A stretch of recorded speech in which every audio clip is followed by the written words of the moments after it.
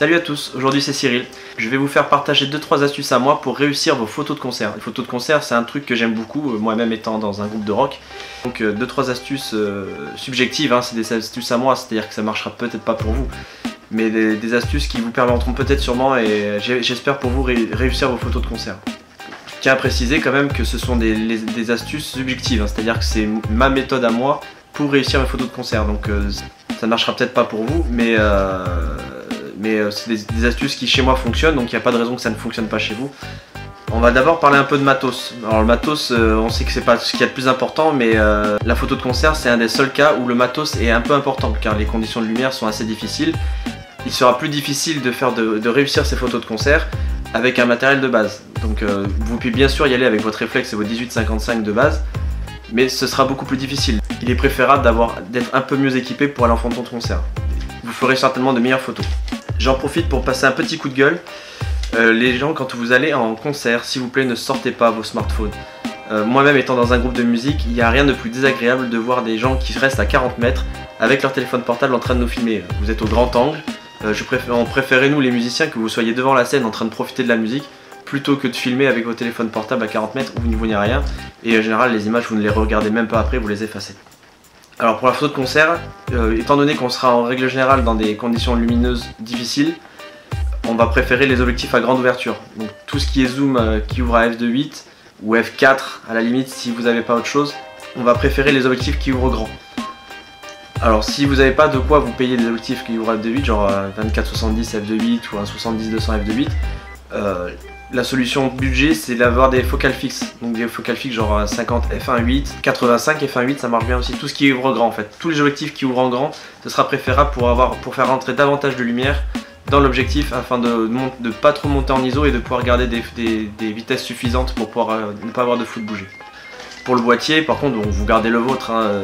Évidemment, si vous avez un boîtier plus haut de gamme, ça vous facilitera surtout les mises au point. Vous aurez les dernières technologies de mise au point, donc ça vous permettra d'accrocher le sujet plus facilement. Vous galérez moins avec la mise au point. Bon, on va parler maintenant un peu de technique. La technique, c'est donc moi ce que je vous conseille surtout, c'est de shooter en RAW. Pourquoi shooter en RAW? Parce que généralement, vous allez avoir des lumières de toutes les couleurs, bleu, rouge, jaune, ça va cartonner dans tous les sens. Et donc, shooter en RAW, ça vous permettra de corriger la balance des blancs en post-production et ainsi de retrouver les teintes chair. Moi, c'est comme ça que je procède, c'est-à-dire que si une lumière bleue projette sur le visage, en post-production, je règle la balance des blancs pour retrouver les teintes chair et la lumière bleue, bon, elle passera sûrement verte. Mais au moins vous conserverez, les gens ils seront pas tout bleus quoi. Ça vous permet aussi de limiter le bruit, c'est à dire que si vous êtes monté à des ISO affolants genre 6400, 12800, 25600 ISO, quand vous shootez en RAW, ça permettra de réduire le bruit de luminance et le bruit de chrominance surtout beaucoup plus facilement que si vous aviez un JPEG qui est déjà corrigé et déjà compressé. Concernant les réglages, je vous conseille de shooter en mode manuel. En règle générale, sur un concert, il va y avoir beaucoup de mouvements, les gens vont sauter partout, ça va être la folie, donc pour être sûr de conserver une vitesse suffisante, je vous conseille de shooter en mode manuel, c'est-à-dire vous fixez la vitesse suffisante en fonction de votre focale, donc 1 250e, 1 500e, c'est bien. Vous mettez pleine ouverture, vous prenez pas la tête, si vous avez un objectif qui ouvre à f2.8, mettez-le à f2.8, si vous avez un objectif qui ouvre à f1.8, mettez à f1.8, vous prenez pas la tête et vous laissez les ISO en automatique, ils grimperont tout seuls au fur et à mesure. Ou alors vous les limitez à suffisamment pour avoir une vitesse suffisante, genre 3200, 6400 ISO. Essayez de ne pas monter au-delà, mais si vous pouvez pas parce que la lumière est vraiment naze, montez.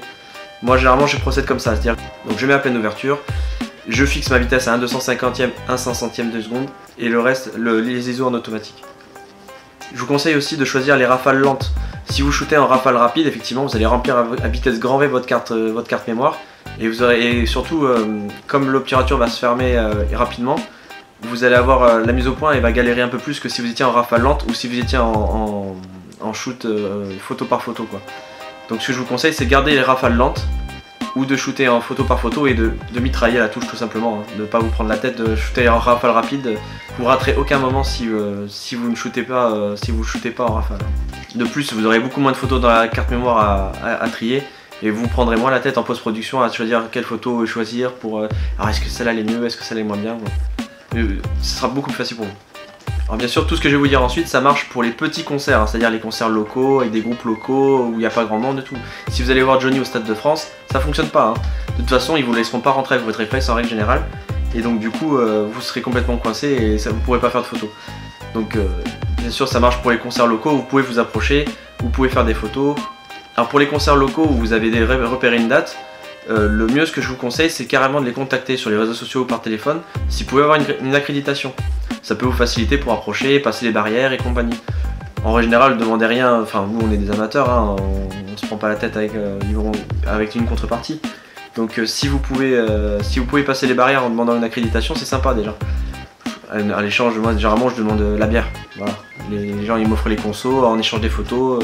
S'il faut, ça se déroule avec contrat sur papier pour pas qu'il y ait d'embrouille, il n'y a pas de problème de ce côté-là. Ce que je vous conseille aussi, c'est de pas faire trop de photos au début. Parce que déjà les premières chansons, les musiciens sont pas vraiment dans le move et tout, les photos seront pas ultra intéressantes. Ce que je vous conseille d'abord, c'est peut-être faire 2-3 photos, mais surtout d'observer, de savoir comment les groupes se comportent. Si c'est le guitariste qui est intéressant, qui fait plein de mimiques avec le visage, si le bassiste il saute partout, ou si le batteur il est comme un fou, il fait tourner les baguettes et tout. Ayez d'abord une phase d'approche pour voir comment ça fonctionne, comment ça bouge, quel genre de musique c'est, si vous connaissez pas le groupe évidemment. Et comme ça, vous pourrez ensuite envisager de vous placer mieux et de trouver les scènes intéressantes pour pouvoir faire les meilleures photos. Alors selon moi, si vous voulez faire les meilleures photos, il faut vous approcher. Alors je sais que c'est le plus difficile pour vous parce qu'il faut vraiment se mettre dans le bain, et des fois, souvent en concert, je le vois suffisamment, c'est-à-dire que les gens restent à 40 mètres derrière, ils regardent la musique sans trop bouger, et c'est peut-être qu'à la fin du concert où les gens commencent à s'approcher devant la scène.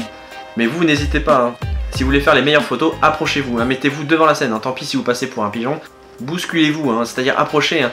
N'hésitez pas à vous mettre devant la scène, devant les musiciens, à les photographier plein pot comme ça, pleine bourre. Vous allez voir, vous ferez de meilleures photos, hein. Alors bien sûr, vous ferez aussi les photos éloignées au téléobjectif pour essayer de prendre des portraits de loin, avec des plans plus compressés et compagnie, hein. Mais si vous voulez vraiment des photos dynamiques et des photos avec des effets dramatiques, mettez-vous au 24 mm, approchez-vous, prenez des plans larges et vous allez voir, vos photos sont tout de suite meilleures. Bon, évidemment, on va pas faire que des photos au grand angle, hein. Donc une fois que vous avez pris les musiciens au grand angle, reculez-vous, prenez votre téléobjectif, reculez-vous, mettez-vous derrière les spectateurs et puis shootez, faites des portraits, des choses comme ça, hein. Il faut viser tous les plans, hein. Mais n'hésitez pas aussi à shooter les détails, c'est-à-dire les musiciens qui appuient sur les pédales, ou le batteur quand il boit sa bouteille d'eau, des choses comme ça. Ainsi, vous raconterez toute l'histoire du reportage et toute l'histoire du concert, et c'est bien aussi de choper les moments où les musiciens ne jouent pas. Ce que je peux vous conseiller aussi pour éviter d'avoir trop de photos à trier, c'est de shooter que les meilleurs moments. C'est-à-dire que bon, mais si le chanteur il est en train de chanter le couplet, il n'y a pas forcément de moment intéressant pendant le couplet, c'est-à-dire que le gars il chante, il est là, ouais, gna gna gna gna gna.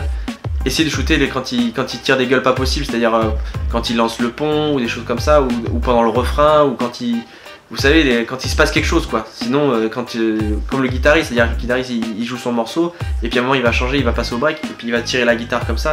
C'est à ce moment-là, c'est ces moments-là quand c'est intéressant qu'il faut photographier. Si vous faites comme ça, vous aurez beaucoup moins de photos à trier au tri, et vous aurez surtout des scènes intéressantes, des images plus percutantes. Aussi, ce que je peux vous conseiller, c'est de garder l'œil dans le viseur.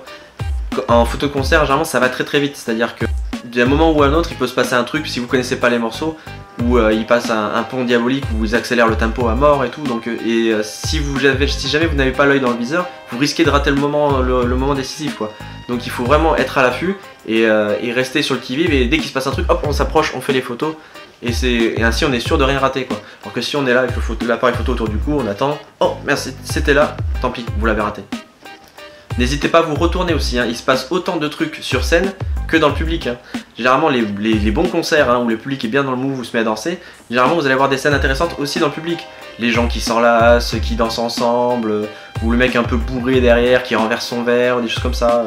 J'ai d'excellentes photos, hein, que je peux vous montrer, où il y a des gens qui sont devant de la scène, qui sont à fond dans le truc, ils scandent le truc à fond et ils sont à fond dans le mouvement, et c'est aussi intéressant de les shooter à eux que de shooter les musiciens pendant le concert. Pour donner des super effets aussi, ce que je vous conseille, c'est jouer avec les lumières. N'hésitez pas à mettre la lumière un peu derrière les musiciens pour essayer de prendre des contre-jours et créer des flares en fait, des artefacts sur l'objectif pour essayer de créer des effets un peu. Et notamment avec les contre-jours, ça va souligner les contours des gens, des musiciens. Ça va donner des effets super, et ça peut vraiment enrichir vos photos et les rendre meilleures, et donner des effets vraiment intéressants. Faites attention aussi à ne pas couper les membres et les visages. C'est souvent des fois quand on essaie de photographier par exemple un membre du groupe en particulier, genre le guitariste, on veut photographier le guitariste, faut surtout penser à penser à son cadre et éviter de mettre par exemple le bassiste au milieu, tranché au milieu sur le côté du cadre, quoi, parce que tout de suite on va devoir couper dans l'image, et si on monte beaucoup dans les ISO, forcément les détails vont être pas si bons que ça. Bon, il vaut mieux recadrer qu'avoir une mauvaise photo, hein, c'est pas le truc. C'est-à-dire que si vous avez le guitariste qui joue, essayez de ne pas lui couper la main. Ne pas lui couper la main au niveau du main, d'essayer de garder toute la guitare dans le cadre et l'autre main aussi. Alors vous pouvez couper au bassin, au niveau des épaules, mais évitez de trop couper les membres parce que sinon ça va vraiment donner des effets bizarres et où on va avoir une main qui rentre dans le cadre alors qu'elle est jamais sortie, enfin c'est bizarre. Donc surtout évitez de trop couper les membres et les visages aussi. Hein. De bien vérifier, regarder dans votre cadre s'il n'y a pas un visage ou deux qui traînent et qui sont coupés au niveau en travers ou sur le côté. Aussi, si vous avez l'intention de donner les photos aux musiciens, n'oubliez personne, hein. Pensez bien à chaque membre du groupe, histoire que tout le monde ait sa petite photo, qu'ils puissent les mettre sur leur site web ou sur leur page Facebook. Ils seront super contents en plus de les partager et tout, et ils n'hésiteront pas à vous mettre dans les crédits en savoir ouais, photo de machin bidule pendant le concert, un tel. Voilà, en plus ça vous fera de la communication et compagnie. Donc s'ils sont contents de votre photo, en plus ils vous créditeront. Donc ouais, n'oubliez personne, hein. Ils mettront ça sur leur page personnelle, sur la page du groupe et compagnie. Ça peut que vous servir. Voilà, c'est 2-3 conseils que j'ai pu vous donner sur les photos de concert. C'est un truc que j'adore faire. C'est un de mes domaines de prédilection et voilà, si j'ai pu vous aider à rendre vos photos meilleures en concert, n'hésitez pas. Si vous avez des questions, posez-les, lâchez des pouces et comme dirait l'autre, sortez, faites des photos, amusez-vous et à bientôt.